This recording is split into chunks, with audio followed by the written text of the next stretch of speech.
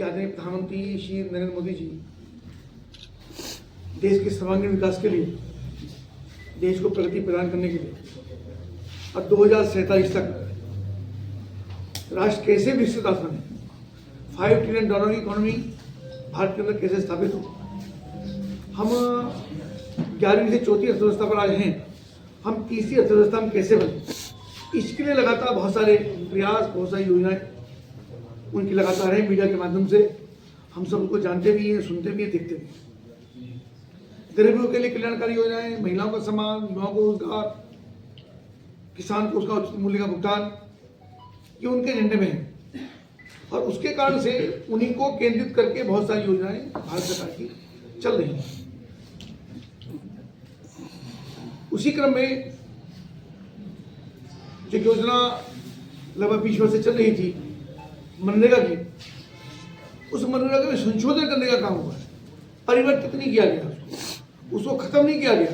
उसमें एडिशन करने का काम किया गया। जब एडिशन हुआ तो उसी कारण उसका नाम भी परिवर्तन हुआ, ताकि किसानों को भी उसका लाभ मिले, जो श्रमिक है उसको भी उसका लाभ मिले, और जो हमारा लक्ष्य है आत्मनिर्भर भारत, आत्मनिर्भर भारत के लिए आत्मनिर्भर गांव,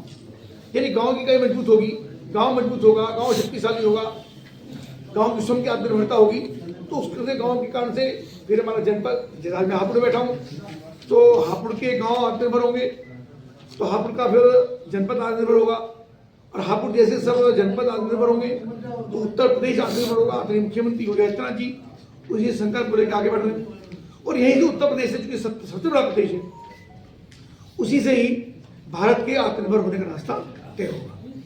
2047 तक सबका प्रयास, सबका साथ, सबका विश्वास, इस संकल्प के साथ हम आगे बढ़ रहे हैं। तो बहुत तेजी के साथ उनको परिवर्तन करके, परिवर्तित करके चीज़ों को बढ़ाने का काम हुआ, और उसी योजना के अंतर्गत आदरणीय प्रधानमंत्री नरेंद्र मोदी जी ने विकसित भारत गारंटी फॉर रोजगार और आजीविका मिशन, यानी VBG राम जी, इस योजना का नाम दिया गया। कई मुश्किल लोगों को इसमें आपत्ति हुई कि साहब राम जी के नाम पर योजना रख दी, तो राम जी के नाम पर तो नहीं रखी है,